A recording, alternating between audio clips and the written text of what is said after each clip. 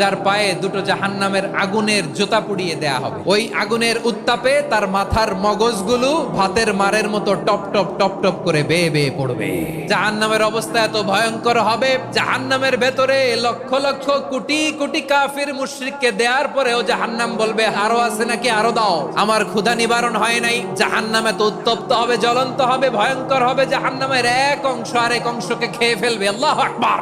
ফেরেশতারাও টালমাটাল হয়ে যাবে। জাহান্নামের রক্ষী ফেরেশতারা কি করবে তারা নিজেরাও বুঝতে পারবে না। কোটি কোটি মুশরিক কাফিরদেরকে জাহান্নামে নিক্ষেপ করার পরেও জাহান্নাম ঠান্ডা হবে না, শান্ত হবে না, বলবে হাল মিন মাজিদ, আরো আছে নাকি, আরো দাও। তখন আল্লাহ তাআলার কুদরতি পা জাহান্নামের ভেতরে ঢুকিয়ে দিবেন। দেওয়ার সাথে সাথে জাহান্নাম থেকে আওয়াজ আসবে, কত কত বিইজ্জাতিকা ওয়া বিকদরিক, আল্লাহ বিইজ্জাতিকা ওয়া বিকারামিক, আল্লাহ আপনার ইজ্জতের কসম, যথেষ্ট হয়েছে, এনাফ এনাফ। সুবহানাল্লাহ পড়তে